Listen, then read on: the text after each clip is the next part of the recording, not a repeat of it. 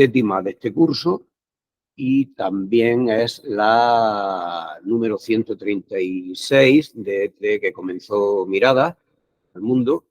Y, por otro lado, también es la tercera del ciclo que está teniendo lugar desde el 3 de abril, el ciclo Construir la Paz Hoy, respuesta a la crisis ecosocial en Granada y su área metropolitana. La información sobre las sesiones que ha habido y las que van a tener lugar las tenéis en la página de Mirada. De las 2 sesiones que ha habido, ya están las grabaciones también subidas en el canal de YouTube, ¿no? Mirada al Mundo y Paz UGR.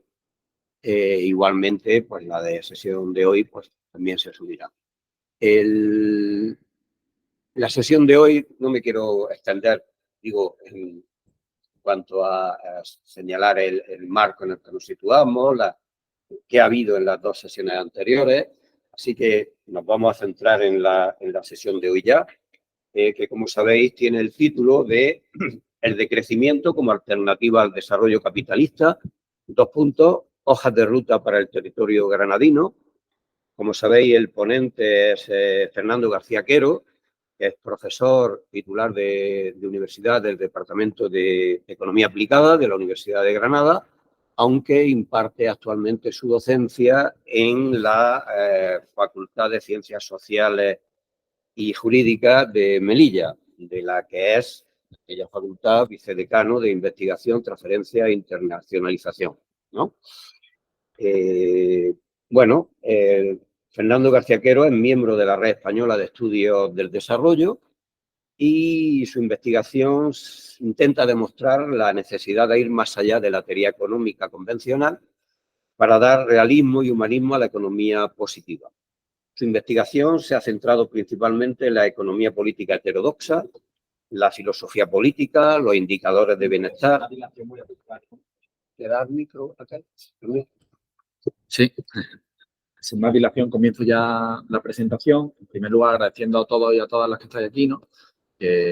Con la oferta cultural que tiene Granada, ¿no? Ahora mismo me estaban comentando no solo en temas de poesía, presentaciones de libros y demás, sino en política está, por ejemplo, José Luis Moreno Pestaña, ¿no? Y Tomás Villasante. Pues bueno, es difícil pues competir con esas intelectuales y sin embargo, pues por la afinidad del tema, lo que apetecía escuchar, pues estáis aquí, ¿no? Y muy en especial también agradecer pues al Instituto de la Paz y Conflictos por tener interés no solo en esta sesión y en que yo pueda contar algo que tenga interés para el marco del ciclo, sino por el ciclo en sí también y por los seminarios o otros mundos posibles, ¿no? Porque es una alegría otra mirada al mundo, porque es una alegría tener un espacio así en la facultad, ¿no? Ya lleva 10 años y está en la sesión 136, entonces en un espacio donde de manera altruista y en colaboración y sin ningún tipo de protagonismo, pues hay charlas tan diversas con un núcleo central, ¿no? Que es poner en el centro una vida que merece ser vivida para todos y cómo construimos eso, pues es una maravilla, ¿no? Y en especial a Jesús Sánchez Cazorla. La encomienda que me hizo discutiendo, ¿no? Pues también a Jesús a veces lo ves, me va a proponer algo, seguro que me va a proponer algo, de qué modo, cómo enlaza, pues tuvimos conversación y me comentaba que hablara directamente del decrecimiento. Del decrecimiento puedo hablar, pero realmente mi línea de investigación tiene más que ver con los estudios del desarrollo, que voy a presentar ahora aquí en qué consiste. Y puedo conectar ambas cosas, puedo intentar conectarlas porque, de hecho, en algunos de los trabajos que hemos llevado a cabo, pues las hemos conectado. Y ahora haré referencia a ellos para que veáis a qué me refiero, ¿no? Pero eso a la vez era conectarlo con algo más, que era como la tercera pata, porque esos son como un poco los 3 objetivos de esta charla, ¿no? Por un lado, hablar de qué es eso del desarrollo, de los estudios del desarrollo, de la teoría económica del desarrollo y cómo encajan las discusiones sobre desarrollo en las discusiones sobre capitalismo. La segunda pata sería cómo encajan las discusiones sobre decrecimiento en esos estudios del desarrollo, que tienen que ver el decrecimiento o otros debates como el decrecimiento, que veremos que son muy similares, con diferentes especificidades en los estudios del desarrollo.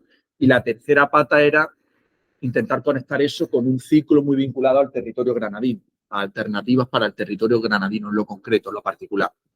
Pues eso es lo que voy a intentar hacer aquí. Y el hilo argumental o el índice que he elegido para esta presentación, dándole vueltas, pues lo he hecho un poco así descriptivo, ¿no? Por un lado voy a hablar de lo que sabemos, y como sabéis el saber es compartido y se crea colectivamente.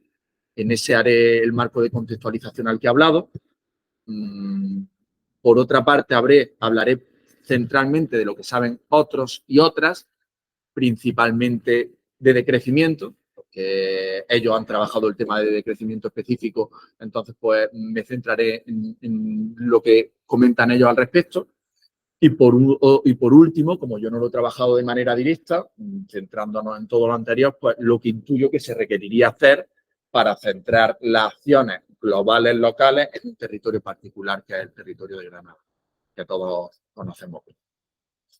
Pues en primer lugar, un poco lo que sí sabemos es, como decía, un conocimiento colectivo que llevamos creando muchos años, gente, ¿no? Un grupo de investigación y de manera más particular personas concretas, ¿no? De hecho, en los últimos años, como los canales de comunicación son diversos, desde el divulgativo a este respecto, en modo conferencia, hasta en prensa, hasta el académico en libro o hasta el científico, que como bien sabéis, tenemos que hacerlo en el ámbito académico. Por un lado nos obligan y por otro lado también es nuestro deber. Pues hemos publicado en 2022 como 3 artículos científicos al respecto, ¿no? Y digo hemos publicado, pues el profesor Fernando López Castellano y yo en concreto, que serán el cuerpo teórico de todo lo que voy a presentar en esta primera parte de teoría del desarrollo.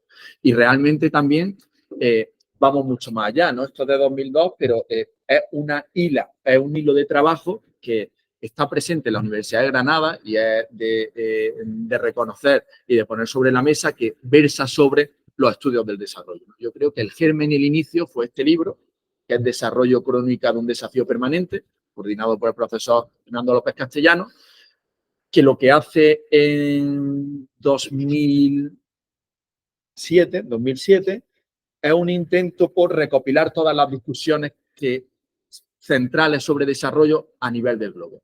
Y compendia artículos de académicos de referencia que no tenían ninguna visibilidad en 2007 y parecería, me vaya a permitir el atrevimiento un poco, que el que hablara de esos autores estaba un poco más que pernoctado porque no eran muy conocidos y que 15 años después son referentes a nivel mundial y algunos con premios Nobel de Economía y otros no, pues por el contenido crítico de algunas de las asunciones que hacen, pero no por el no rigor de sus investigaciones, que lo tienen.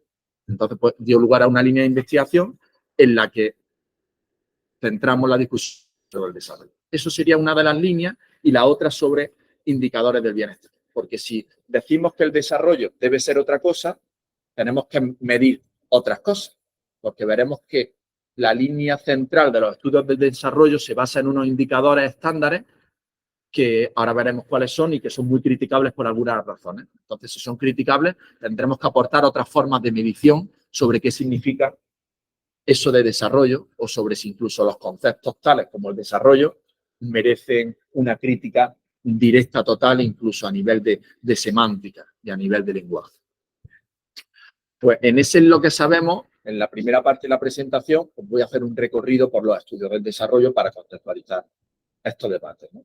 Y los estudios del desarrollo no es más, cuando hablamos de la disciplina de estudios del desarrollo, aquí en esta universidad hay un máster sobre desarrollo, había otro, pues es como un intento global, surgen en el siglo XX, a mediados del siglo XX, como la fecha que se acuerda de manera general por la academia, 1949, con el discurso del presidente norteamericano Truman, después de la Segunda Guerra Mundial, en la que se inaugura como una era de, por primera vez tenemos que hacer un intento desde el norte global, preocuparnos porque países menos desarrollados, y pongo las comillas porque esto es una discusión también para una sesión en sí, suban por esa escalera que nos ha permitido a nosotros crecer, desarrollarnos y estar en los peldaños iniciales. Entonces, sí, hay un intento de coordinación de generar esto por primera vez de manera coordinada, pues hay que generar unos organismos, un lenguaje, unos indicadores para ello. Y ahí surge la cooperación internacional al desarrollo, ahí surgen organismos como Naciones Unidas había surgido ya, o organismos internacionales, otros organismos internacionales, otras instituciones internacionales que no tienen nada que ver en principio, pero se vinculan también al proyecto, como el Banco Mundial, el Fondo Monetario. Esa sería el germen. Pero claro, el desarrollo siempre ha importado en la economía y en las disciplinas sociales, ¿no? Sin ir más lejos, la obra de Adam Smith en el siglo XVIII, en 1776, La riqueza de las naciones, intenta describir cuáles son las causas de por qué crecen los países. La novedad es una preocupación de por qué unos no crecen y qué podemos hacer desde el norte para que ellos crezcan. Que habrá que ver luego, ¿no? Si hay ambivalencia, si hay intereses, que por supuesto lo hay, ¿no? Estamos en un periodo de Guerra Fría y de lucha de bloques, y sin duda la cooperación internacional y el desarrollo pues una herramienta que sirve para potenciar en uno o en otro sentido determinados bloques y etcétera. Pero bueno, no es tampoco el fin de esta discusión, pero quería ponerlo sobre la mesa. Pues ya centrándonos únicamente en los estudios del desarrollo, como en la segunda mitad del siglo XX, pues hay diversidad de autores y de autoras que han hablado sobre el respecto y que para mí son referentes, ¿no? Entonces, cuando digo lo que sé yo, lo que saben otros, pues en estos autores, algunos están aquí, de cada uno de ellos podría decir algo, pues es lo que principalmente serían como mi literatura básica de referencia para la presentación de hoy, ¿no? Destacando, por ejemplo, el economista surcoreano Ha-Joon Chang, también británico, que daba clases en Cambridge, en el Centro de Desarrollo, que tiene un libro maravilloso que ha sido pues, también muy inspirador para esta línea de investigación, que es Retirar la escalera. Entonces ya podemos ver un poco, intuir su interpretación de los estudios del desarrollo, ¿no? Hemos crecido por una escalera del progreso y una vez que hemos llegado arriba, retiramos en un discurso falaz las herramientas y no mostramos las herramientas que nos han hecho a nosotros crecer por esa escalera. Y ahora veremos de qué herramientas habla Ha-Joon Chang y otros autores al respecto. Hasta, por ejemplo, pues bueno, Amaya Pérez Orozco o ahora mismo también Mariana Mazzucato, que está ahora muy en boga, ¿no? Porque está teniendo mucha representatividad en gobiernos latinoamericanos y está trabajando en el Instituto de Londres, y otros muchos autores y autoras de las diversas geografías, ¿no? Como por ejemplo José María Tortosa, Juan Dana Silva.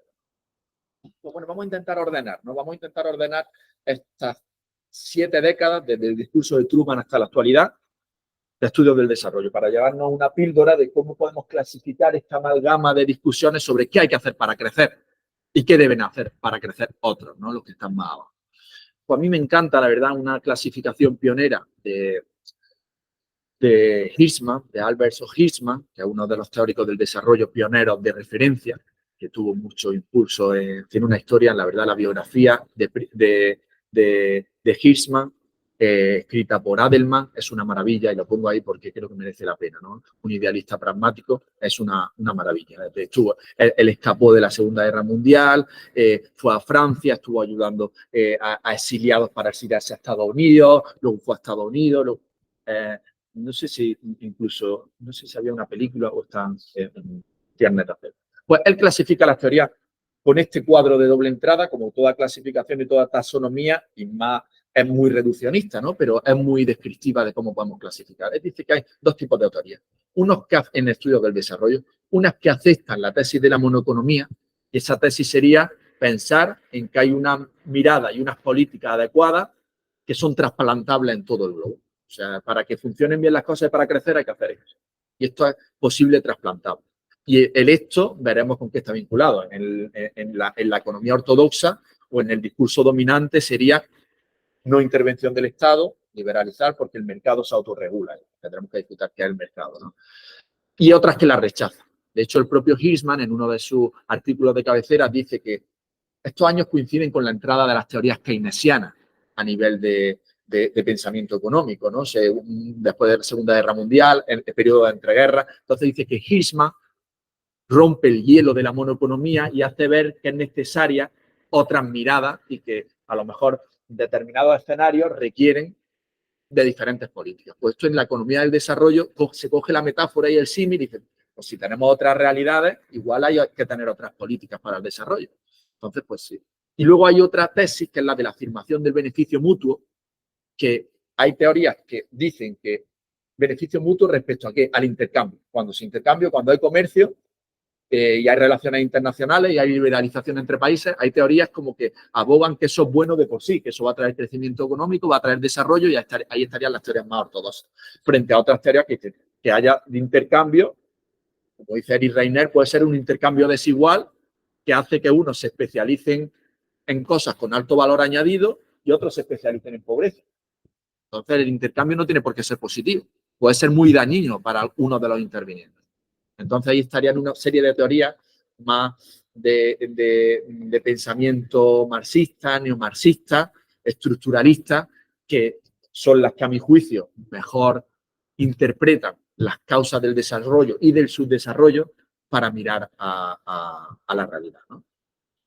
Con la intención de un poco ampliar este cuadro, esta taxonomía, de una manera más incorporando las nuevas discusiones, porque el cuadro, la propuesta de Hirschman es de los años 80, pues hace unos años con un compañero, José Miguel Ahumada, de la Universidad de Cambridge, pues hicimos un artículo también intentando dar un poco de más matices a esa clasificación de Hirschman, ¿no? Y en esta clasificación realmente ya incorporábamos más dimensiones, como una dimensión más de ortodoxia, que serían las ideas de, por simplificarlo, el mercado es la solución, liberalizar, privatizar, desregularizar, porque se llegaría a un equilibrio eficiente para todos los intervinientes, frente a otra heterodoxia, más de corte keynesiano, quizá que la modernización y la tecnología es muy importante en eso y se pueden generar equilibrios subóptimos que hay que llevar hacia que no tengan externalidades negativas, introducirlas en el mercado, frente a otra heterodoxia ya más de corte estructuralista marxista que dice, no, es que lo que tú hagas en un espacio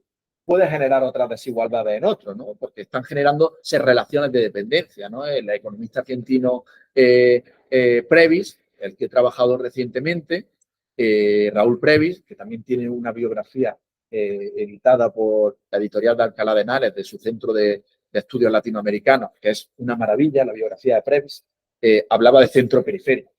Es que no podemos, que en las relaciones de intercambio siempre hay unas relaciones centro-periferia que se generan de manera desigualitaria y siguen manteniendo, incluso promoviendo más las desigualdades, ¿no? En los intercambios. Y luego otra tercera heterodoxia, como incluso más radical, que hablaría de todas las discusiones anteriores, de uno u otro modo, están centradas en cómo crecer económicamente. Y sin embargo, nosotros, que este es el debate clásico que habla Eduardo Gudina o Alberto Acosta, de desarrollo alternativo o alternativa al desarrollo. Pues los desarrollos alternativos es qué políticas son las más adecuadas para crecer económicamente, al fin y al cabo, y cómo unas realmente no nos hacen crecer, sino que nos subyugan, y en la alternativa al desarrollo se va más allá. Dice, es que de uno u otro modo, si bien es cierto que observando lo que ha ocurrido, hay unas que son las que han sido de verdad, ¿no? Como de verdad, dice Eric Reiner, cómo de verdad han crecido los países, el cómo de verdad, no como nos dicen que han crecido. En el cómo de verdad, la heterodoxia 2 tiene más razón de cómo han crecido. Pero ojo, es que ese crecimiento siempre ha estado generando explotación, como veremos ahora después con datos que voy a presentar, y hay que mirar más allá. No nos valen desarrollos alternativos, tenemos que mirar alternativas al desarrollo. Y esos serían como ya los debates en los que centraremos luego la tercera pata de la charla, debates más post-crescentistas, post-desarrollo. Como decía, los primeros heterodoxias ¿y qué es el desarrollo? Pues realmente el desarrollo lo iguala a crecimiento económico, a Producto Interior Bruto, que es como se mide de manera estándar, ¿no? Aumento en el Producto Interior Bruto, que es una medición económica que se puede medir de tres formas, pues en función del consumo, del gasto, del valor añadido, pues conllevan mejoras en desarrollo y conllevan mejoras en bienestar. Hay como un efecto cascada, se da por hecho que todo lo que haga crecer va a ser adecuado para que haya efectos en el bienestar. Y ¿es inadecuado o es falaz el Producto Interior Bruto? Pues yo aquí tengo una doble opinión. Es un indicador muy, muy adecuado para lo que es, para medir movimiento económico. Lo que pasa es que es muy, muy malo y muy erróneo para medir otras cuestiones. Y puede estar dándonos datos, arrojándonos datos de que las cosas van bien cuando las cosas no van tan bien. Pero también es cierto una cosa, cuando miramos a la historia del desarrollo, pensando no solo en el siglo XX, sino en el siglo XIX, siglo XVIII, siglo XVII, las mejoras en crecimiento económico han ido ligadas a grandes saltos en bienestar. Lo que pasa es que ahora vamos a ver los datos y otros indicadores nos dan más aristas para esta asunción que acabo de hacer ahora mismo. Entonces, esta parte, bueno, pues si miramos a la historia del desarrollo, desde el siglo XV, XVI, XVII, realmente, ¿cómo han crecido los países? Yo la pregunta que me haría es la que he ido relatando antes, ¿cómo de verdad han crecido los países? Que es lo que voy a intentar mostrar en estas pocas diapositivas. Y realmente cuando miramos a la historia del desarrollo, esta frase de un economista del Banco Mundial, o sea, nada sospechoso tampoco de ser heterodoxo, radical, alternativo, en uno de sus libros de referencia, que lo escribió cuando ya estaba saliendo del Banco Mundial, a lo mejor eso también tiene que ver, decía esta frase que tengo subrayada, que es, excepto pocos países exportadores de petróleo, todos los países que están arriba en los escalafones, los países que consideramos ricos, que podemos tener diferencias, pero que realmente preferimos por sus sistemas de bienestar vivir en uno o en otro, han crecido en algún momento de su historia económica, no coinciden los momentos, pero sí coincide el fenómeno que lo ha hecho crecer, que es la industrialización. O sea, la industrialización no ha sido la liberalización, no ha sido el mercado. Cuando miramos a la historia del desarrollo, y Hayon Channer y Reiner han mirado a la historia del desarrollo desde el siglo XV hasta la actualidad, y con estudios de casos ya más contemporáneos, ha sido la industrialización dirigista la que ha llevado a cabo estos saltos en el desarrollo. Eso dice el economista director del Banco Mundial, ¿no? Entonces, cuando vemos esta gráfica de crecimiento económico, que se da principalmente en el siglo XIX, ese crecimiento económico principalmente se produce por industrialización. Y esta tabla de Robert Allen, un economista historiador económico, también a mí me describe un poco la historia del desarrollo. Es una gráfica sobre industrialización, realmente lo que mide en diferentes periodos del 100% de la industria en ese periodo, en el 1750, en el 1800, del 100% de la industrialización de ese periodo, qué porcentaje equivalían a qué países o a qué bloques de países. Y ahí pues se ve, pues en el siglo XVIII, China tenía un 30%, pues estaba el 30% de la industrialización del mundo era China. Estados Unidos estaba industrializado. China decae en industrialización y entra en pobreza. Todo esto viene con políticas impuestas también, ¿no? O la India, China y la India también. Si a ti, un colonizador británico, la India estaba industrializada, te coloniza y te hace desindustrializarte y hace leyes que prohíben que cualquier persona, que cualquier industria que haya, tienen penas de cárcel, pues automáticamente desindustrializa un país, lo convierte en relaciones centro de periferia, extraes materia y tú eres el que te industrializa y hace que el Reino Unido, pues, más allá de otros fenómenos que se dan, no quiero ser reduccionista, pero la industrialización marca realmente, incluso en las últimas décadas, las salidas de pobreza de China tienen mucho que ver también con industrialización, ¿no? Aquí se ve muy gráficamente en dos ciudades, ¿no? La diferencia entre Londres y Beijing, por ejemplo.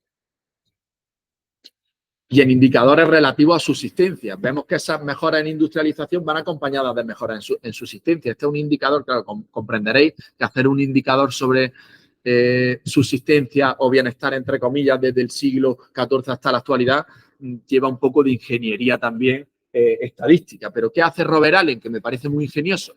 Pues ve lo que serían los precios de determinada y por calorías, lo que sería una cesta de calórica suficiente para no morir de inanición, lo que costaría en términos corrientes en una época y en otra y compara por país.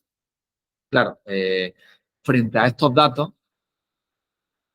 Jason Hickel, que lo sabréis, si os interesa el decrecimiento, sabréis perfectamente quién es, que parte de la charla que me queda se centra en él, arroja nuevos datos recién publicados en la World Economic, que es una de las mejores revistas del mundo de estudios del desarrollo, desmintiendo también estos datos y mostrando cómo a la vez que pasaba esto, había miles y miles de personas que morían de inanición por la industrialización, por la contaminación, y cómo los campesinos de la época industrial en Reino Unido vivían mejor los campesinos preindustriales que los obreros industriales.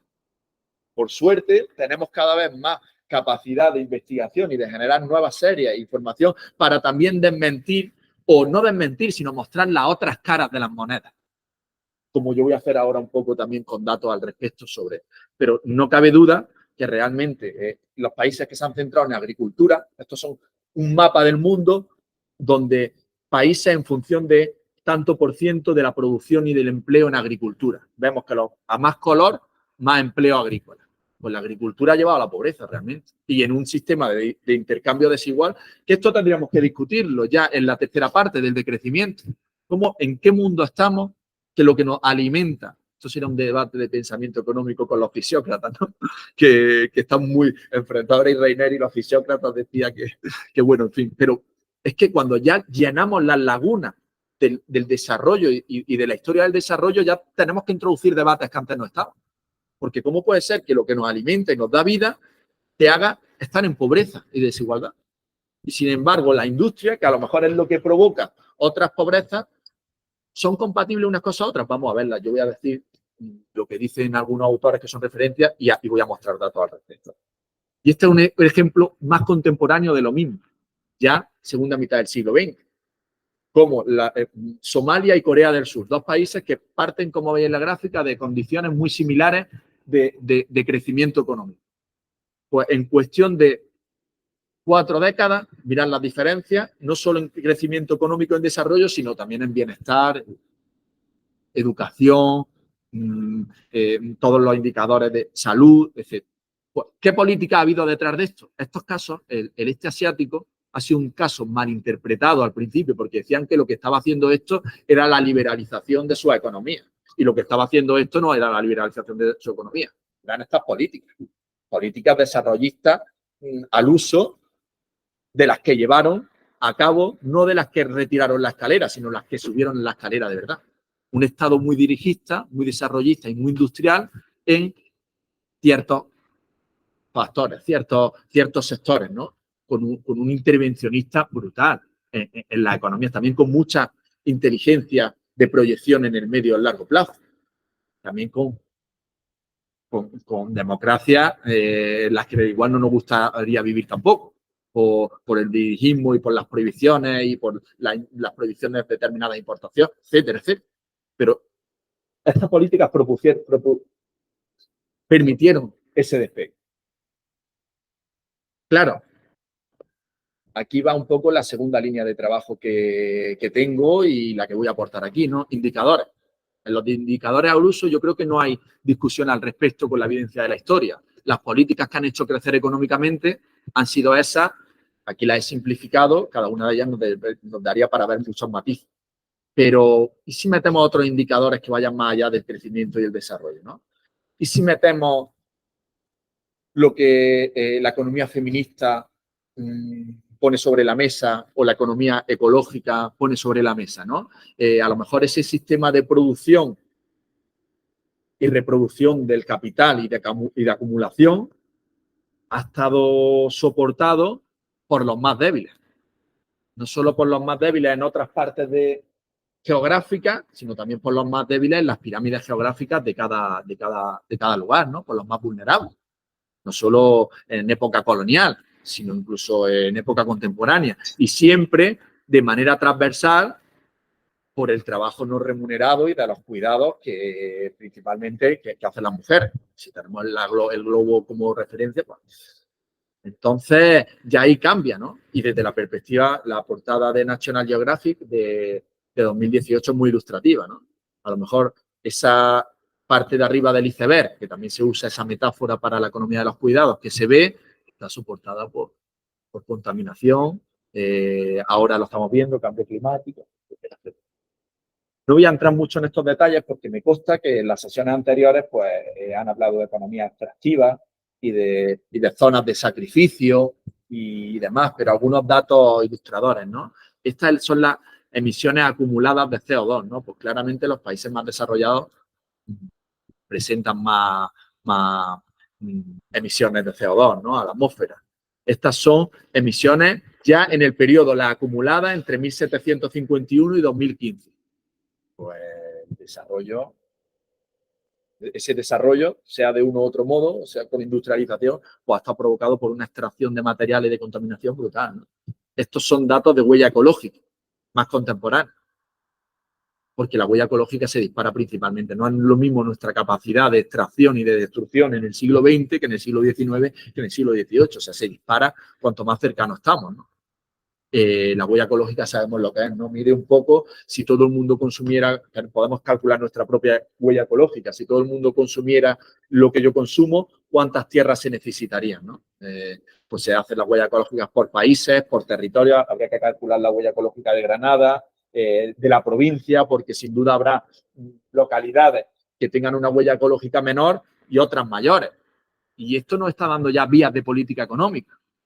Porque igual los que tienen huella ecológica menor deben de ser pagados por los que tienen huella ecológica mayor.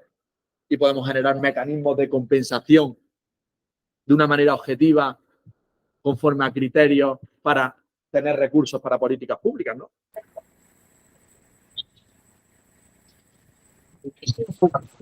A 2028, o sea que las proyecciones no son nada halagüeñas. Ya sabéis vosotros mejor que yo, seguro que estáis más informados, ¿no? De que se ha incumplido ya el Acuerdo de París, las proyecciones que hacíamos sobre el cambio de no superar un grado de la temperatura ya no se van a cumplir, etcétera, etcétera. No tengo más que decir al respecto.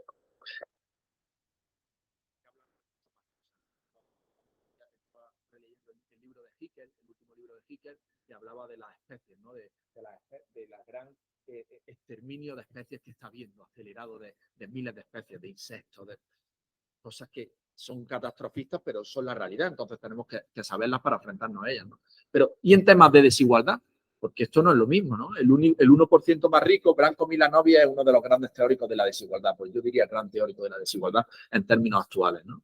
Y pues en sus estimaciones sobre desigualdad muestra como el 1% más rico acaparó el 14% del crecimiento, ¿no?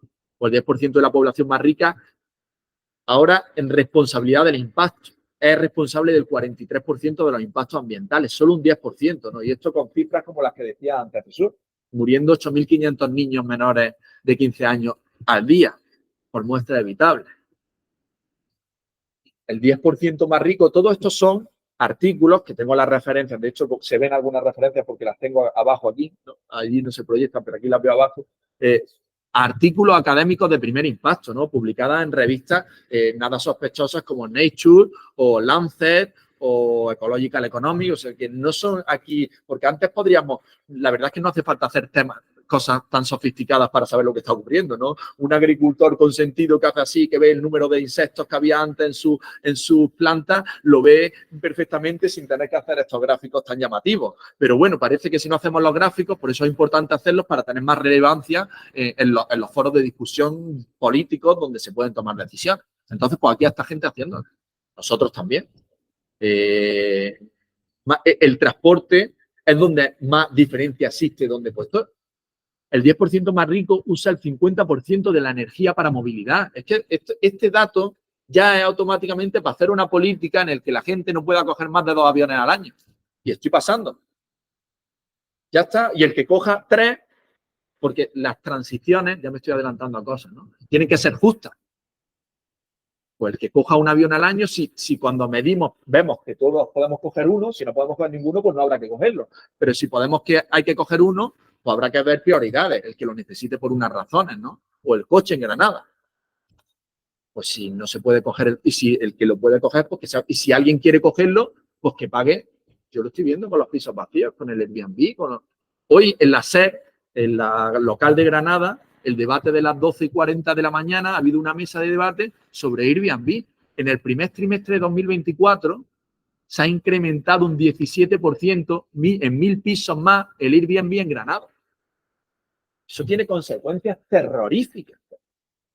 Yo lo estoy viviendo en mi edificio.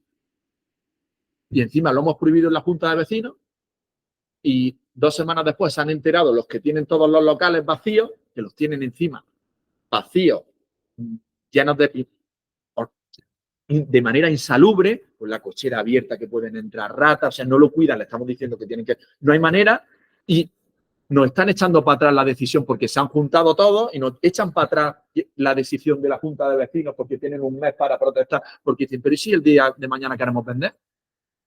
Y yo defendía que si queréis vender, yo no compraría en un sitio donde todo es Airbnb.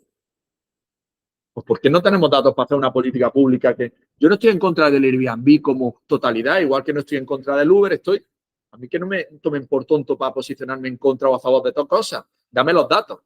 Estoy en contra en determinados sitios donde genera. Igual en otros sitios hay que promoverlo. Igual en un pueblo con unas dimensiones, pues puedes generarlo porque no va a haber una contaminación a los alquileres. Pues habrá que estudiarlo, vamos a estudiarlo serio. Tenemos datos para hacer esas cosas. Algunos de los datos de gente que trabaja en movilidad muestran que en muchas ciudades el 80% en torno de los desplazamientos son de menos de 3 kilómetros. En coche, perdona. Siento mucho, nuestra libertad es que nos estamos muriendo. Es que esto está en llamas, ¿no? Como dicen. Los países enriquecidos son responsables y ahora un artículo de Hickel. Por eso, para hablar de crecimiento, quería hablar de todo esto. Porque el decrecimiento no es como mostraré ahora que piensan algunos, que es la 8R de la Touch. Las 8R de la Touch tienen mucha amiga detrás. De conexiones globales, de discusiones también académicas. Esto está publicado en The Lancet Planetary Health y muestra cómo el 90%, el responsable del 90% de las emisiones son Estados Unidos, Unión Europea, resto del mundo, el sur global solo el 8% de las emisiones. Aquí hay una deuda ecológica. Entonces, que tiene que haber un trasvase de dinero automático. Y este estudio de Hickel de 2020 es en el acumulado, en el histórico, haciendo el histórico. O sea, que está ya como viendo en ese desarrollo que hemos visto cómo se ha producido, cuáles han sido las políticas que lo han producido de verdad, por lo menos hemos visto no las que dicen que han producido, pues ha producido estos efectos en la naturaleza, ¿no? Ya hemos visto los efectos como en la naturaleza, en temas de desigualdad e igualdad y en términos de desigualdad ecológica, de contaminación. Y ahora, ¿qué pasa con el bienestar? ¿Qué pasa con las personas, ¿no? Pues también hay estudios que muestran, este es uno de los gráficos más conocidos y más famosos de Sterling, que ve cómo para Estados Unidos, para el caso estadounidense, cómo a partir de determinados niveles de crecimiento económico, de renta per cápita, puede seguir creciendo la renta per cápita, pero la felicidad o el producto, el bienestar se mantiene o disminuye. Esto nos da una base ya clara para lo que hay que hacer. Pues sí hay que crecer. Por eso decía yo no quiero una crítica a la totalidad al crecimiento económico. Quiero una crítica radical al crecimiento económico que es negativo para las cosas, pero al que nos hace de una manera adecuada, sin tener impactos negativos, crecer para ya tener nuestros niveles de bienestar asegurados, ese hay que buscarlo y hay que potenciar. De esto habla el decrecimiento.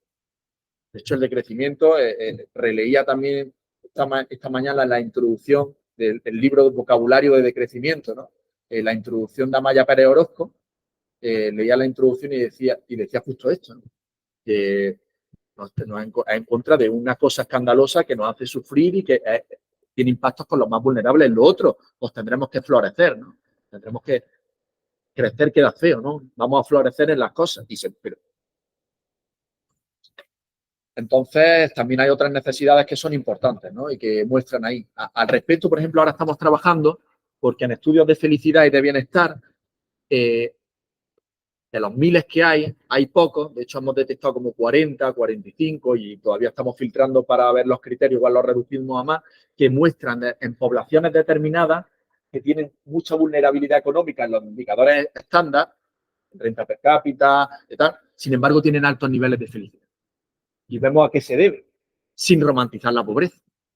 Sin cuidado no decir, pues son pobres, están felices, entonces no hay que hacer nada. No. Si hay cosas que le están dando bienestar de manera sustitutoria al ingreso, tenemos que analizarlas porque son las que tenemos que poner en el centro. Las relaciones sociales, el contacto con la naturaleza. Hay mucha evidencia que muestra cómo hay más contacto con la naturaleza. Porque son sustitutores. Es lo que realmente importante tenemos que tener, ¿no? Entonces vamos a la tercera pata. Si ya decimos que el desarrollo no es adecuado y el crecimiento no, pues vamos a poner otra cosa en el centro. La felicidad pública, que dirían los autores napolitanos del siglo XVII o del siglo XVI, o el buen vivir, o unos estándares básicos de vida. Y entonces llegamos al debate de alternativa al desarrollo, ¿no? Estos debates más postcapitalistas, que hablan de que dentro del capitalismo, un sistema que pone en el centro la acumulación incesante del capital, no puede tener cabida nada que no haga esos daños más allá del crecer, ¿no? Entonces ahí entran las discusiones cruzadas con determinadas teorías, que las especificidades en el núcleo coinciden y luego, pues, como Amaya Pérez Orozco decía, hay dos criterios éticos que tenemos que tener siempre claros cuando hablamos de qué ponemos en el centro. La universalidad, tenemos que tener unos estándares básicos consensuados que tiene que tener todo el mundo, y al mismo tiempo la singularidad como criterio ético. O sea, tenemos que respetar las diferencias, la singularidad. Entonces, las diferencias entre estos pues tienen su especificidad. El buen vivir pues parte de la Amazonía andina, ecuatoriana, pues tiene sus especificidades concretas. El decrecimiento pues es un movimiento mucho más vinculado al norte y concretamente a Francia, donde principalmente surgió, ¿no? Uno de sus autores de referencia, Latouche, pero ha habido otros y muy inspirados por Georges Rogen y las teorías de la entropía, ¿no? De cómo no se puede eso del desarrollo sostenible y es imposible y se sigue consumiendo porque las mismas leyes propias de la entropía hace que siempre haya una extracción que impide eso del desarrollo sostenible. ¿En qué coinciden? Y el decrecimiento en concreto, pues radicalizan su crítica al desarrollo capitalista, interpretan los estudios del desarrollo y la agenda global como una imposición de un sistema socioeconómico, político y cultural particular, el capitalismo, abogan por formas basadas de solidaridad y cooperación y por una transición justa. Estamos en este escenario, entonces tenemos que transitar hacia otro y la transición tiene que ser justa. Transición en empleo, en movilidad, en jornada laboral, etcétera, etcétera. Y sobre decrecimiento, principalmente creo que esta obra contemporánea y otras más antiguas, ¿no? Pero de referencia, ¿qué voy a decir yo? Que no, yo aprendo de estos autores, ¿no? Luis González Reyes y Adrián Almazán, que hace poco presentaron este libro aquí, de crecimiento del qué al cómo, pues hacen un diagnóstico de las características que yo he hecho mucho mejor, porque son más brillantes, pero menos centrados en los estudios del desarrollo, sino centrados más en las consecuencias del sistema, y luego aterrizan en analizar, no sé, no me acuerdo ahora si eran 10 sistemas concretos con alternativas. Pues, ¿cómo transicionaríamos desde esta cosa escandalosa que dice ahora? ¿Cómo en un sector como el turismo o la industria o la fabricación de coches transitamos desde esta cosa escandalosa a otra cosa que haga una transición justa y ponga en el centro? Creo que ese es el motivo de este seminario, ¿no? Que Jesús está ver cómo hacemos algo así, este diagnóstico y estas transiciones un poco en el territorio de Granada. Por eso han venido compañeros y compañeras y seguirán viniendo pues, para focalizarse en sectores concretos. Aquí pues algunas píldoras y la verdad es que Jesús, al meterme en este lío, ha hecho que empiece a aterrizar yo estas discusiones más globales en mi territorio, que tenía muchas ganas. Entonces yo ya voy a empezar a trabajar de manera concreta en estos diagnósticos y ahora pondré de referencia los que he visto que son referentes para mí para intentar enlazar con compañeros y hacer estas cosas aquí también en Granada. Autores de referencia del decrecimiento, ya he hablado de algunos de ellos, pues principalmente son hombres, porque el decrecimiento ha surgido, porque el ecofeminismo, donde ha estado principalmente, o el feminismo, donde han estado principalmente las mujeres, pues ha tenido su propio foco, del que bebe el decrecimiento y de hecho la introducción al libro al diccionario lo hace Amaya Pérez Orozco, ¿sabes? Pero guardan sus particularidades centrando las cuestiones en lo mismo. Las 8 R de Latouche, pues estas son las 8 R como algo también, tenemos que pensar, como decía mi amigo Paco Cáceres, que es un referente para mí en todo, en intelectual, en el activismo, en todo, tenemos que pensar estrategias de comunicación también atractivas, visuales. Pues la 8R es una estrategia buena, rápida, directa, pero ojo, sin perder siempre de vista todo lo otro que hay detrás de ella. El decrecimiento ya es una cosa que está al orden del día, en la discusión contemporánea. Antes era en París, en 2008, en los encuentros de crecimiento eran 140 locos y locas, en el sentido positivo de la locura, ¿no? En Barcelona 500, 3.000 y no ha hecho más que parar. En los encuentros de este año, el encuentro internacional, no es nacional, internacional de crecimiento en Pontevedra. Creo que en junio, no sé si julio, pero creo que en junio, en Pontevedra. Animo a Aria, es una maravilla. No sé, porque se convive todo, ¿no? La discusión académica con la permacultura y con otras formas de... Porque si hay que ganar la batalla ideológica, tenemos que entrelazarnos todas estas discusiones. Encuentros nacionales. En Granada el Encuentro Nacional de Decrecimiento, que son estos encuentros nacionales, eran más activistas y comunitarios que académicos, ¿no? Los otros están vinculando más las dos formas. Pues en Granada fue en 2015.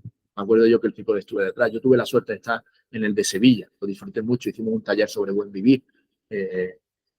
Difusión académica. Pues no son solo libros divulgativos. Son revistas del primer nivel. Hay, en el libro leía la introducción de Giorgio Callis al libro del vocabulario también, uno de los prólogos, y el libro es de hace 7 años y había ya más de 1000 artículos académicos sobre decrecimiento en las principales revistas. Y ya no solo de decrecimiento, porque los artículos de Hickel escribe de decrecimiento, pero sus artículos sobre desmontar el mito del capitalismo y de la industrialización para salir de la pobreza, eso también es paraguas de decrecimiento. Este último artículo es de hace, creo, un mes, publicado en Nature. Es una comunicación de estas que generan mucho impacto de discusión, ¿no? Leo textualmente palabras del artículo. Las economías ricas deberían reducir las formas de producción destructivas e innecesarias para reducir el uso de energía y materiales y centrar la actividad económica en garantizar las necesidades y el bienestar humano. Es de Hickel y otros. También está Giorgio Callis, etc. Y ese artículo no sabéis la que se ha montado en los economistas contemporáneos, ¿no? Y de discusiones, que esto es ideología, que esto tal, si esto es evidencia, esto no tiene nada que ver con esto, ¿no? Y en una de las respuestas de esas de Hickel, a mí es que yo disfruto mucho de estas discusiones, claro, porque veo cómo se fraguan debates que tienen interés, ¿no? Y que están teniendo relevancia. Lo que está haciendo el grupo de Elista en Barcelona o el grupo de Valladolid sobre desarrollo del sistema, darle un paraguas a los movimientos sociales de discusión académica muy relevante. Y Hickel en una de esas discusiones decía, ya él a título individual en las discusiones, porque te acusan de denostado, de estar en contra de la tecnología, lo típico, las típicas discusiones rápidas que salen, y él decía, pero ¿qué pasa con la tecnología? Sí, a nosotros también nos encanta, nos gusta la tecnología, pero también nos gusta un planeta habitable y no nos gusta el imperialismo, y todas esas cosas pueden ir juntas. Puede ir juntas que te guste la tecnología y que te guste un planeta habitable y que no te guste el imperialismo, y hay que haber formas para estar en contra de eso, ¿no? Es de vital importancia entender que la doble crisis social y ecológica está siendo impulsada en última instancia por el sistema capitalista de producción. Y aquí tenemos a la reina de España, que la ha traído también, ¿no? Lo escuchamos, ¿no? Que en un debate en 2023, en noviembre, en el Seminario Internacional de Lengua, lo reví hace 2 días, ¿no? Hablaba, que salió su vena de periodista, ¿no? Y hablaba, decía, bueno, yo he escuchado que hay gente en el ICTA, en tal, académicos que están hablando de que el crecimiento tiene consecuencias negativas que no pueden ser paliadas de determinada manera. ¿Sabéis qué contestó el único economista en la sala? Como dijo él, que era el único economista en la sala, que esa idea del decrecimiento parecen de una debilidad de fundamento extrema. Quiero ser rotundo. Mi impresión sobre esto es que hay que bajar el nivel de preocupación. Y sabéis quién era, ¿no? Lo pongo abajo. José Luis Escrivá Belmonte, ministro de Transformación Digital del Gobierno de España y único economista en la sala. Pero esto es positivo, es que esto es una maravilla, que hablen aquí en este foro de... Y es que él no sabía seguramente que en la Unión Europea, entre el 15 y el 17 de mayo, hubo una jornada en la que estuvo Hickel, estuvo Beyond Growth, más allá del crecimiento, en el Parlamento Europeo. En el Parlamento Europeo. O sea, que estas debates están ya. Por eso ahora con las elecciones europeas nos jugamos mucho. Porque además cuando el capitalismo se estanca, el capitalismo necesita del crecimiento. Porque cuando se estanca y no hay crecimiento, van las desigualdades y la pobreza, y eso lleva a los fascismos. Lo hemos visto, ¿no? Mussolini, Hitler, eran épocas también de estancamiento. Y entonces estamos en un momento, y ya pasamos a la última pata, que es la que tengo más corta porque es la que estoy empezando a trabajar, ¿no? ¿Qué debemos hacer?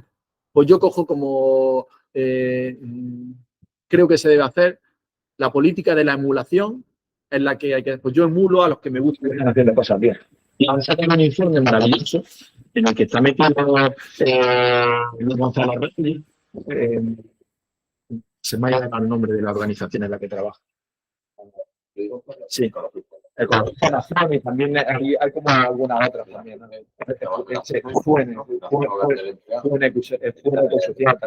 Han hecho un informe de transición ecosocial en Cataluña, que creo que tenemos que hacer en Granada, y el CICODE tendría que liderar si se puede. Y han hecho un plan, por ejemplo, también han elaborado otra gente un plan de transición ecosocial para los grandes sindicatos vascos, donde está la industria vasca pesada. Pues es que están pensando en esto, pero claro, no podemos cerrar y que todos los trabajadores se vayan a la calle, ¿no? Como echar a la calle y que las familias se fueran. Tenemos que ver una transición justa. Igual la transición justa es prejubilaciones para todos o con salario, porque esa gente, uno para cuando se prejubila va a seguir haciendo cosas si somos creativos por naturaleza. Yo lo estoy viendo ahora en el colegio de mi hija. Padres y madres de manera desinteresada haciendo miles de cosas, de huertos, cuidando un huerto por las mañanas, grupos de lectura, abrir libros 1000. Y si algún padre o madre está desempleado, pues más trabajo pone en eso por suerte y más nos está regalando cosas creativas y que generan riqueza. Que a lo mejor habría que subvencionarle que hiciera eso. Por eso el debate sobre la renta básica universal. Porque vamos a hacer más cosas, vamos a ser más creativos. Esto hay que ponerle orden. Has comentado lo de transición social justa, mi organización, el Foro Transiciones, ¿no? Sí. Que es el que elaboró el informe, ¿no? Que coordinó Yayo Herrero sobre transición social justa, ¿no? La petición de Sumar, ¿no? Y digo, que quizás te estás refiriendo también a eso, ¿no?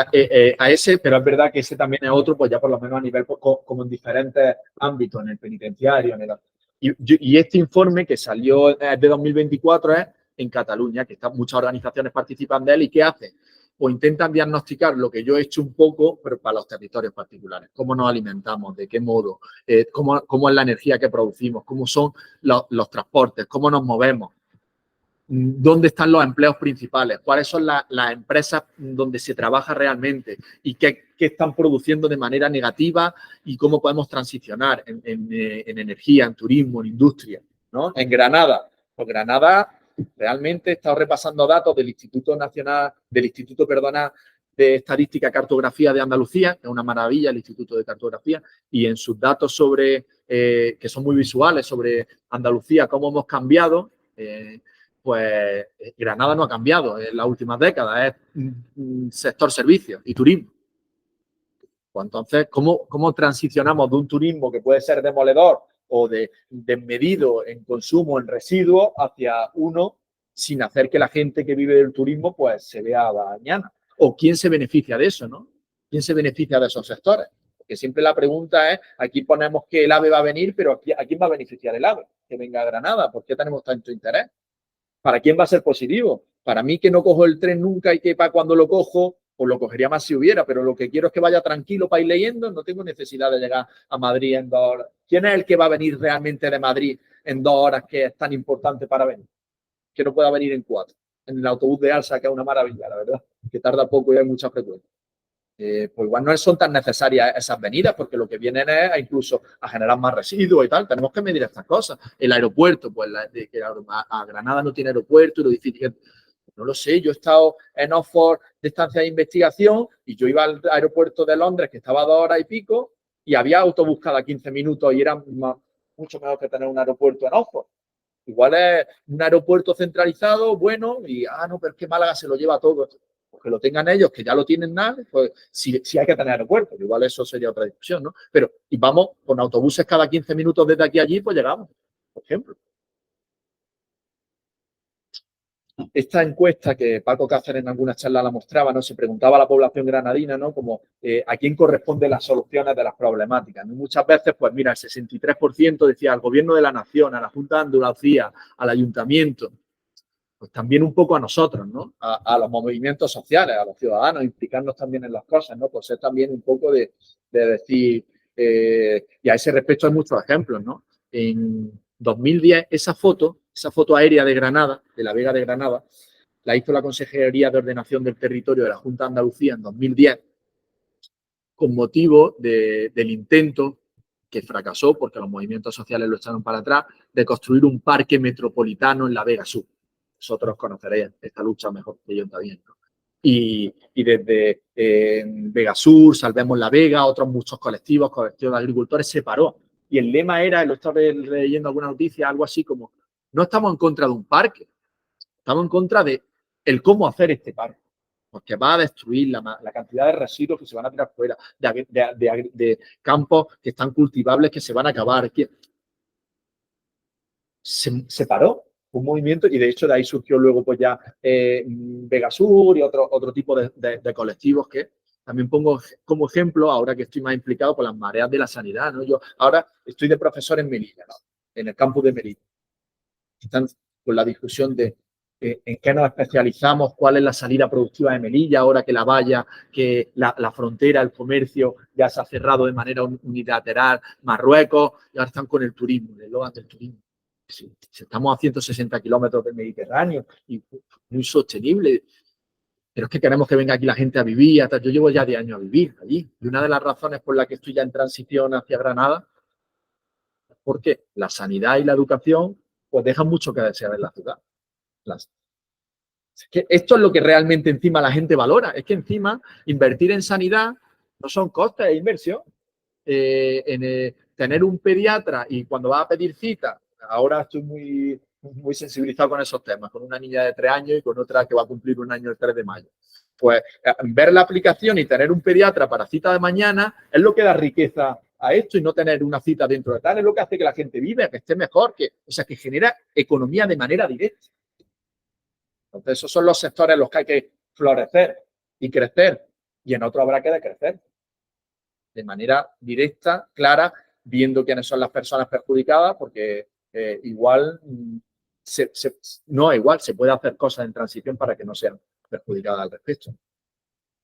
Y bueno, por ir terminando, y termino con esta diapositiva y otra última, ¿no? Un poco de lema, acabar como en modo, pues, la construcción de una ciudadanía crítica, ¿no? Y este libro de Jorge Mejerrisma a mí me encanta, ¿no?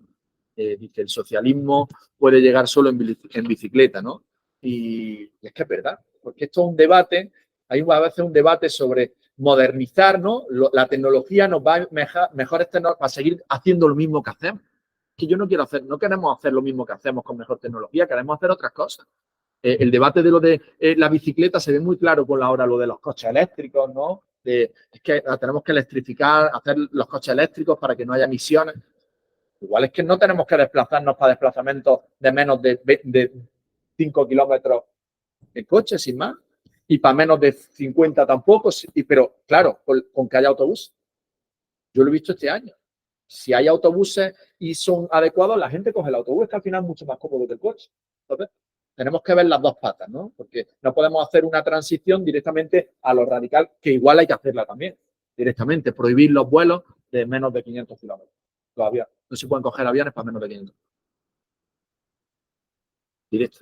Y luego ya vemos las transiciones de cómo a la gente que le afecte realmente y que lo necesitaba por una razón muy concreta que se puede tasar, sí puede coger.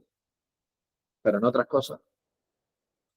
Y pues, si quieres cambiar el mundo, cámbiate a ti mismo, pero sin ser individualista en el sentido. Esto no es, no sé, yo me cambio haciendo budismo, me cambio porque estoy zen. No. Aquí tiene que ser activismo, ¿no? Y tristes armas, tristes si no son las palabras o los ejemplos, que es lo que los colectivos pues alimentan y hacen y muestran, ¿no? Y bueno, con esto yo ya sí que termino. Pues muchas gracias.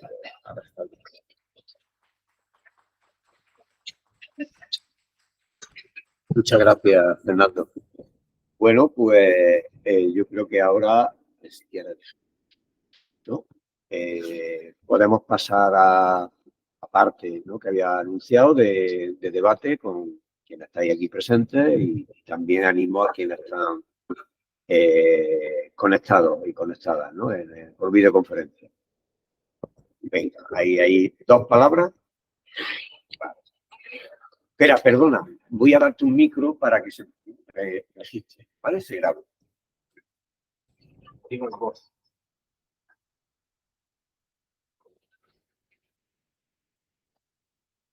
Si no importa, lo pasáis a quien, ¿no?, vaya a intervenir después.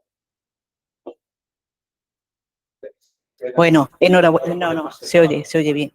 Enhorabuena, ha tocado tantos temas, tantos aspectos que no sé por dónde empezar, pero voy a empezar por la idea que yo tenía y es, ¿qué propuesta hacéis vosotros desde esta perspectiva de crecimiento económico? Te quiero decir que todas las ideas que has lanzado las comparto, estoy absolutamente de acuerdo.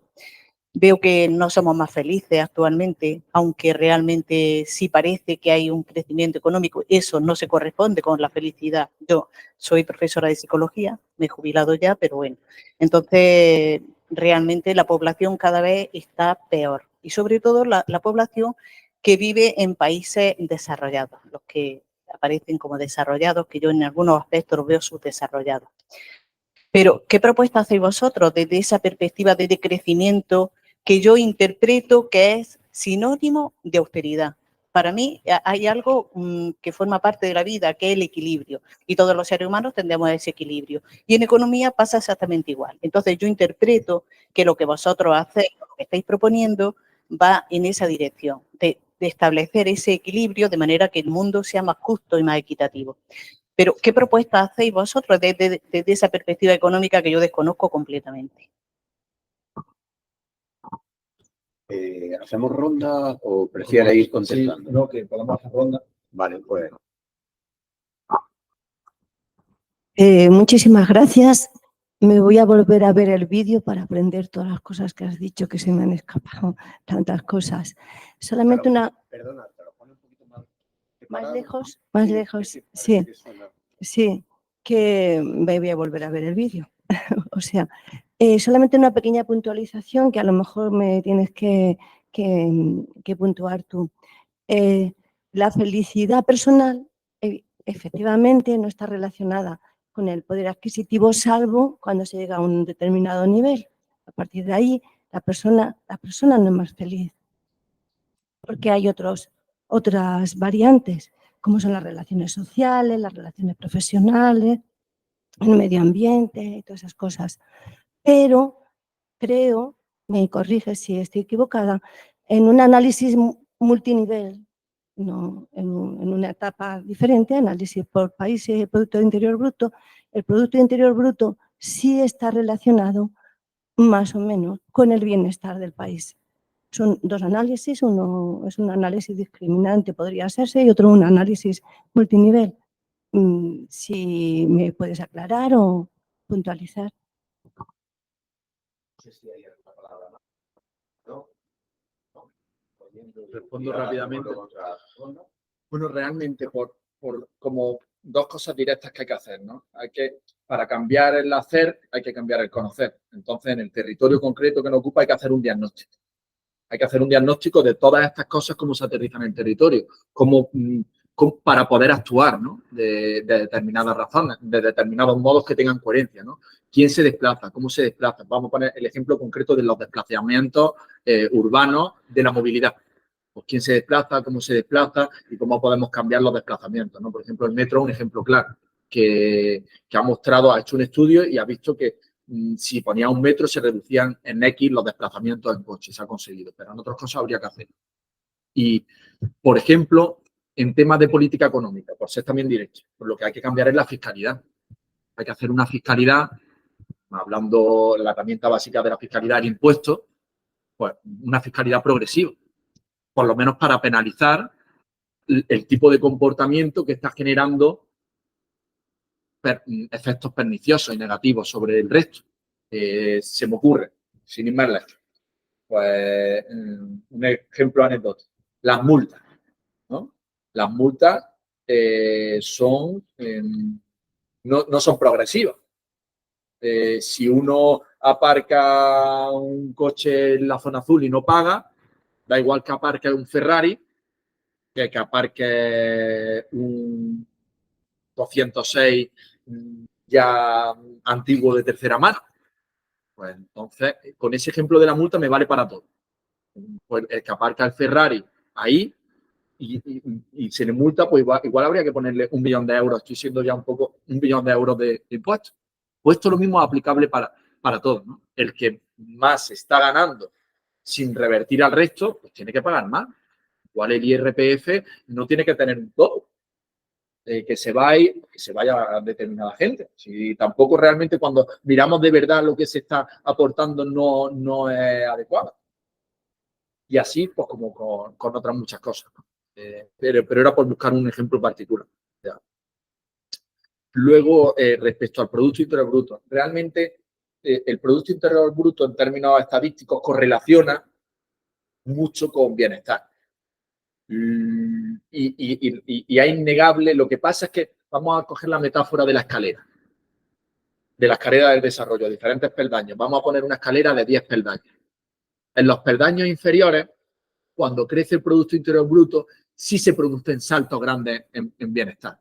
Por ejemplo, que crezca el Producto Interior Bruto en España, que estamos ya en los peldaños de arriba, no genera muchas diferencias a nivel de bienestar. Puede no generar ninguna, incluso estar peor. Podemos seguir creciendo. Desde la crisis hasta ahora hemos crecido y creo que estamos bastante peor en indicadores objetivos. Pero, sin embargo, que crezca el Producto Interior Bruto en Burundi, sí, 1/10 de crecimiento o 2 décimas o medio punto de crecimiento puede significar sacar de la pobreza a. Entonces, pues, igual en el sur sí tenemos que crecer. Eso es lo que ocurre. Y con la felicidad, pues, la verdad es que la gente, quitando los términos generales, si genera el sistema de subsistencia que te da lo adecuado para vivir, pues puede estar bien en diferentes planetas, en diferentes países, aunque el país sea un horror. Habría que ver qué es lo que te está dando eso, que no son los ingresos, ¿no? Bueno, se sabe mucho de ese componente, claro. sí. Y lo que decía la compañera también antes de la austeridad, que se me ha ido. Es que realmente veía el otro día una entrevista de Jordi Évole a una mujer que yo no conocía, que hace sobre el tema de género, dice, del feminismo. Dice, es que es normal que mucha gente se oponga al feminismo. Es normal, porque es que va a quitar privilegios. Quiere la igualdad, pero quiere la igualdad en base a una desigualdad que hay de que gente más privilegiada. Entonces, gente que no quiere perder privilegios porque prefiere que la mujer ocupe un rol que le es muy adecuado para ellos, pues lucha contra eso. Pues en esto de las transiciones va a ocurrir un poco también con privilegios que tenemos. Sí vamos a tener que ser más austeros en algunos. A lo mejor no podemos tener aquí 2 ordenadores o no podemos tener móviles porque los materiales con los que están hechos, pues realmente sí es cierto que si queremos un sistema más justo, indudablemente vamos a tener que hacer. Yo lo veo muy claro con Melilla. Pues realmente venir en 35 minutos en avión es mucho mejor que venir en 6 horas en ferry, más llegar a Motril o lo que. Pero es que, pues, en ese sentido hay que ser austeros. Pues tendremos que también dotar a las formas de vida para que permitan otros tiempos. Pero sí que vamos a tener que tener austeridad, pero que quizá una austeridad no negativa, porque son cosas impuestas que realmente no son necesidades artificiales creadas, que no son reales. Entonces, pues, podemos elegirlas. De hecho, la idea, más allá de que la política económica, al final, como la gente no hace las cosas, pues hay que tomar decisiones, ¿no? Ahora con el debate que hubo hace unos meses de cuando había otra vez pico de gripe en Navidad, ¿no? Que se generó un debate para mí que no le veía sentido de lo de llevar mascarillas en los hospitales. Pues sí. Si hay gripe, no era ya COVID, era gripe, enfermedad. Yo veo normal estar en una sala de urgencias con una mascarilla, porque hay gente con virus de diferente tipo. Entonces, ¿qué de malo hay? Pues, lo ideal es que la gente, de manera autónoma, pues lo haga, ¿no? Igual que la gente, pues, que sea educada, pero si la gente no lo hay, igual tenemos que imponerlo de determinada manera. Ojo, con ser cuidadosos, ¿no? Las cosas extremas también Lo ideal es la autoimposición, que seamos nosotros mismos los que decidamos esa salida, porque además si nos la imponen es muy peligroso, ¿no? Hablando antes de Emilio Santiago Muiño, que es uno de los referentes también de colapso, de crecimiento, él tiene un libro que a mí me encanta que se llama Opción Cero, que es sobre su tesis doctoral, que es su trabajo de campo en Cuba. Y él veía que una de las cosas, lo de la imposición, vaya, es negativo, la imposición no sirve. Porque a la gente no puede imponerle las cosas de manera... Pero claro, educar es más a largo plazo y estamos en una situación de llama. Un bombero no puede convencer a alguien de que tiene que salir de la casa, tiene que cogerlo y sacarlo. Pero aquí entramos en desobediencia, en violencia, hay que tener mucho cuidado, ¿no? Y ser cuidadoso. Gracias. A ver. Vamos a ver. Bueno, muchísimas gracias y lo siento, disculpadme porque no soy inglesa y no hablo español perfectamente, pero me interesa mucho en el rol de los trabajadores y los sindicatos y el caso de Cataluña, por ejemplo.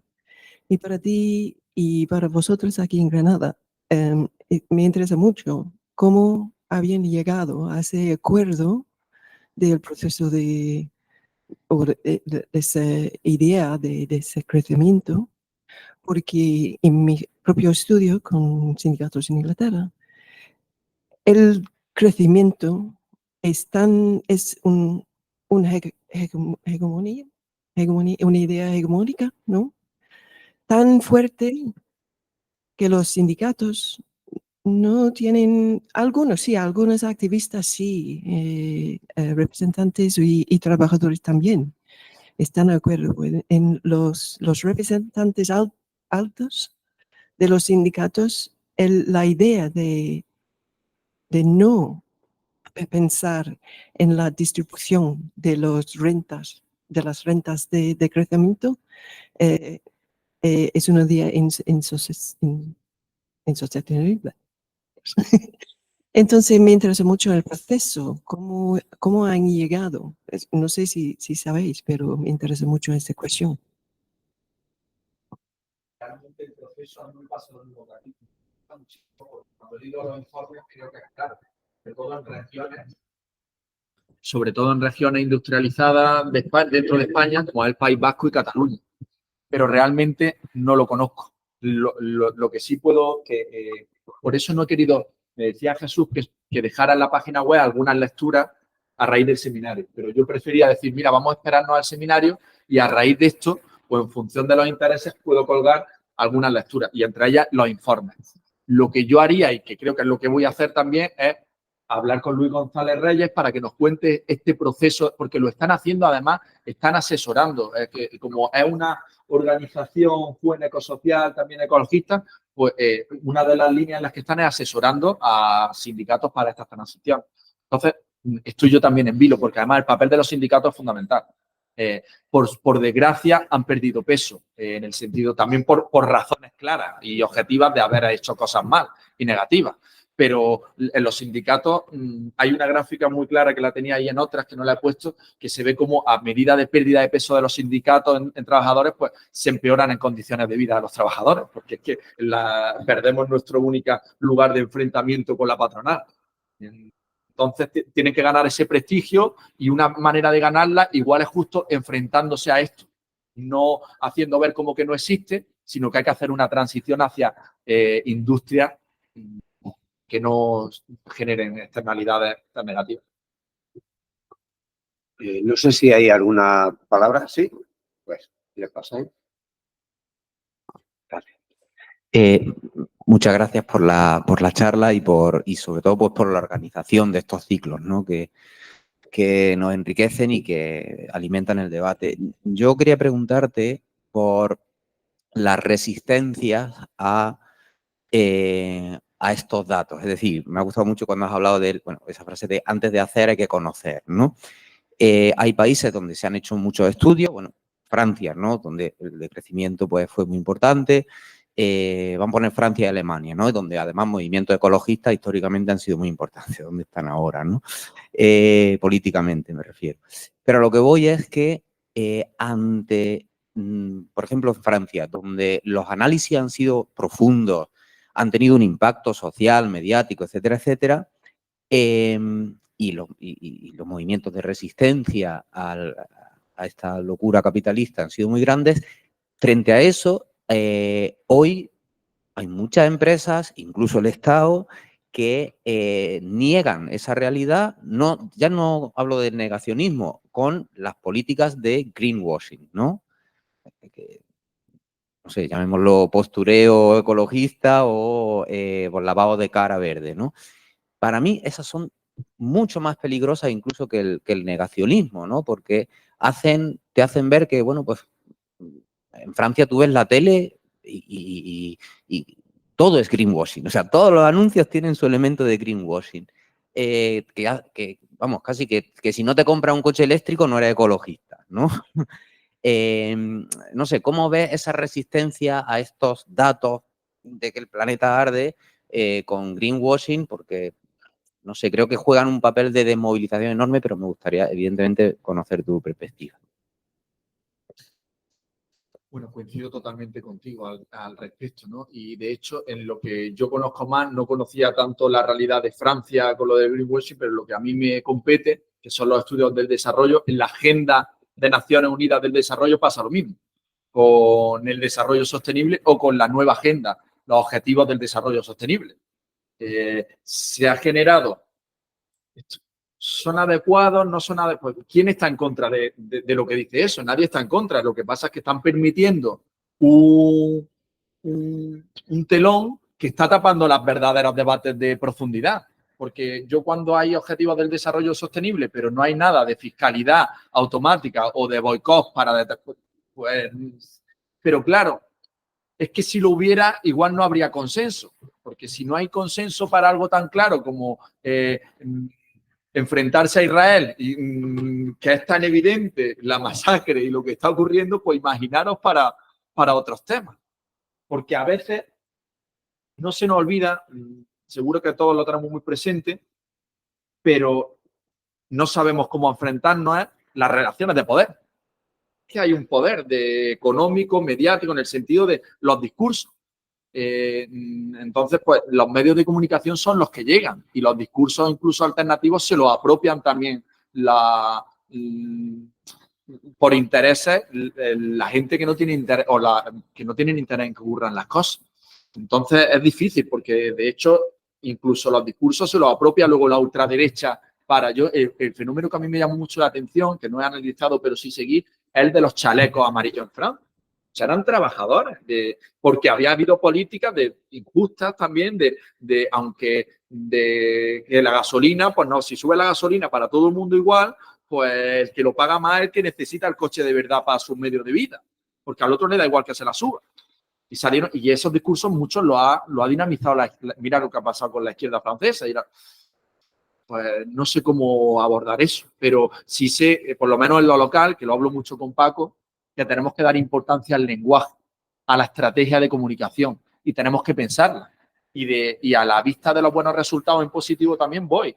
Gente como son referentes, como Ecologistas en Acción, como Buen Ecosocial, le están dando importancia al lenguaje, a lo divulgativo, a estar en canales de discusión, pues Antonio Turiel, Muiño, pese a que entre ellos hay una discusión y un debate que yo creo que en ocasiones no debería de ser porque se pueden llegar a puntos en común. Pues, entonces, pero no es lo mismo las herramientas mediáticas que tiene una multinacional para contratar a publicistas que las que tienes tú en tu grupo de activistas para intentar ver cómo el huerto y...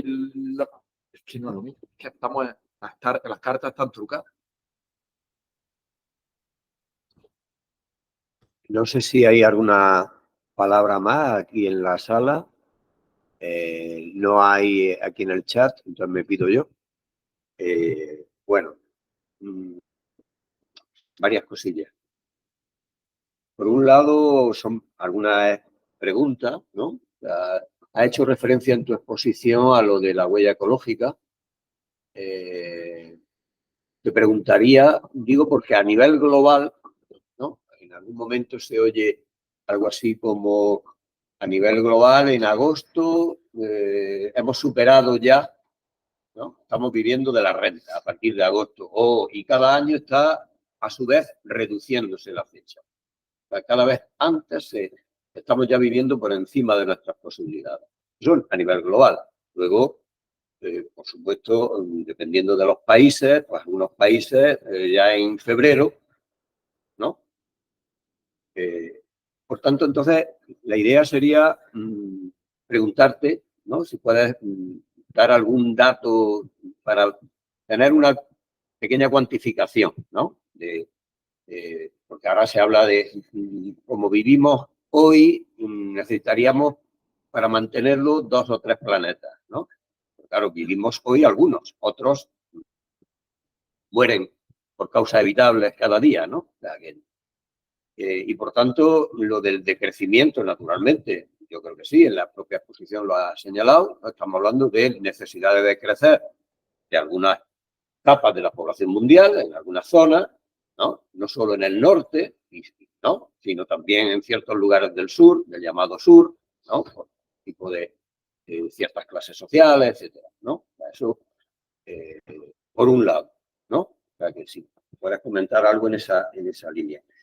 Luego, por otro lado, ya no solo es una cuestión de elección, lo de necesitamos decrecer, o sea, o que deseamos crecer para vivir mejor, etcétera, sino que sí o sí vamos a decrecer, ¿no? Estamos llegando, o sea, se han superado ya el pico del petróleo, estamos llegando a otros picos, ¿no? O se han superado, es decir, que tenemos cada vez menos recursos energéticos y no energéticos, minerales, etcétera, y por tanto vamos a decrecer necesariamente, sí o sí. La cuestión es si decrecemos de un modo caótico, en una lucha de todos contra todos, donde hay desigualdades y asimetrías brutales desde el punto de vista del poder, ¿no? O promovemos a nivel global y a las diferentes escalas, un decrecimiento en unos lugares y en otros no, ¿no? Justo, ¿no? Entonces, claro, eso es una tarea inmensa, ¿no? Eso, a su vez, remite, yo creo, a la cuestión de la democracia. Democracia a todos los niveles, o sea, desde el nivel global, o sea, cómo organizamos el mundo, y necesitamos tener capacidad para organizar el mundo, porque tenemos problemas globales, que hay que situarse a ese nivel para poder hacerle frente. Y, sin embargo, estamos en mantilla desde el punto de vista de el diseño institucional, a ese nivel como para poder organizar la vida de otro modo, ¿no? Remite a su vez, claro, porque aquí se ha hecho referencia a crítica al capitalismo, es decir, necesitamos, y de hecho, en el 6º informe del panel intergubernamental, ¿no?, sobre el cambio climático, en el informe se hablaba de una crítica, digo, no en el resumen que luego se sacó para políticos, había una crítica, eso han hecho referencia, por ejemplo, Juan Bordera, un periodista, ¿no?, y también Antonio Turiel, en algún artículo que sacaron, ¿no?, por ejemplo, en Contexto, que se hacía referencia a que en el informe había una crítica al crecimiento, o sea, no podemos seguir creciendo, y por tanto, directamente también al capitalismo, pero luego en el resumen para políticos y para difundir esa referencia de crítica al crecimiento y por tanto también al capitalismo desapareció, ¿no? O sea que aquí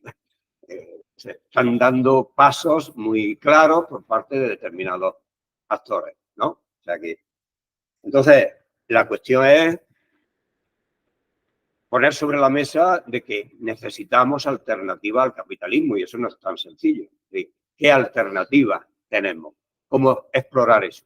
Pues eso es un gran debate que también tenemos, ¿no?, que asumir, ¿no? Bueno, me paro ahí.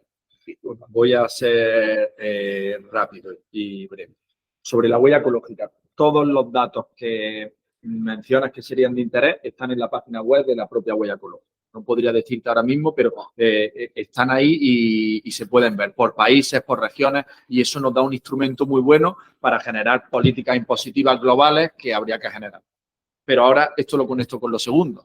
No tenemos ninguna capacidad de generar políticas globales de ningún tipo. Si para cosas tan claras como la que he dicho antes no somos capaces ni de posicionarnos, ¿cómo vamos a ser capaces de posicionarnos globalmente para hacer transiciones?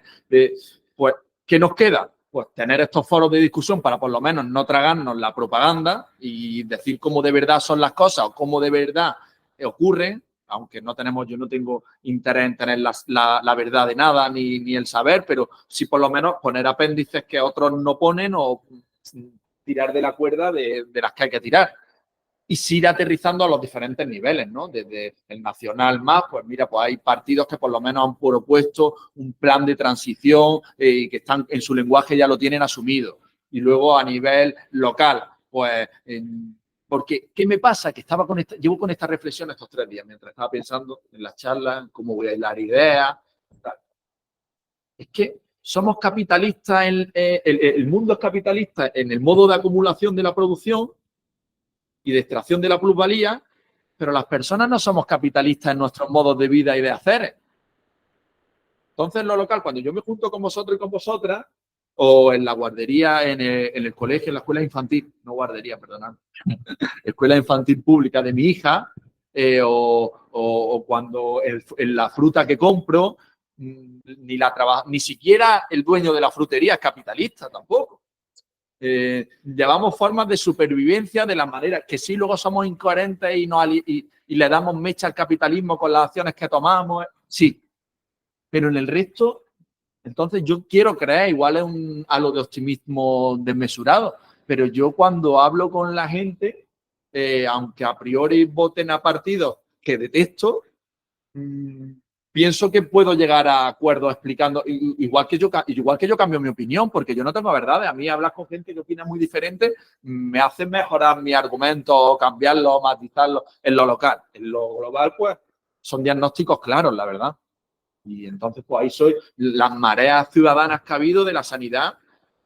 Yo creo que cualquiera que vote a vos, a quien sea, estará a favor de que cuando vaya al médico público haya más y lo traten mejor, entiendo. O sea, no creo ni que se crea el cuento de la privatización. Y sí, pues habrá que desmontárselo con datos objetivos. Y si no, lo verá, porque eso lo vamos a pagar, porque si no tiene un seguro privado, porque los fenómenos como sí o sí los vamos a ver.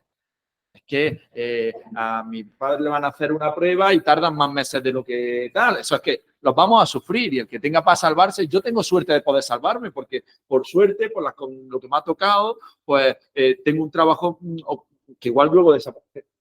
Pero yo puedo permitirme, si mañana me detectan algo y la sanidad pública no irme a un privado, y puedo permitírmelo. Pero lo que yo no quiero es que yo pueda permitírmelo tenerlo. Quiero que todo el mundo lo tenga intrínsecamente eso. Entonces, pues ahí pues el halo de optimismo, ¿no? Que en el que caemos los que creemos que se pueden mejorar. Porque no cuanto peor, mejor, no. Cuanto peor, peor. Y mientras tanto, pues tenemos que ver formas de mejorar las cosas. No es lo mismo, ¿no? Yo puedo creer que Sumar tiene un discurso también que edulcora en algunos casos, no se planta, pues sí, pero es mucho mejor Sumar que otro. En propuesta seria de política. Una otra igual flaquea y no tiene el foco gordo de... Entonces no es todo lo mismo. Bueno, ya que has sacado lo de Sumar, digo para que he hecho referencia antes al informe este sobre transición ecosocial justa que elaboró el Foro Transiciones para Sumar, pero ellos mismos, los del Foro Transiciones, dicen que no saben qué iba a hacer Sumar con ese informe. ¿De acuerdo? O sea, digo que es una pelota que está en el tejado de Sumar y no solo en el tejado de Sumar, yo creo que también en otros partidos, también, vamos a decir, del campo emancipatorio, como Podemos, que también, desde el punto de vista de este tipo de cuestiones, todavía ¿no? Hay una gran debilidad en cuanto al posicionamiento. Quizá ya la semana pasada también salió, quizá dentro de Izquierda Unida, pues uno de los políticos que ha estado a un nivel de mucha visibilidad, fue ministro, ¿no? de Consumo, me refiero a Alberto Garzón, pues que sí tuvo un posicionamiento claro en relación con el decrecimiento, ¿no? O sea que Bueno, no sé si hay alguna intervención más, si no, son las 8:12 y casi podemos ir concluyendo.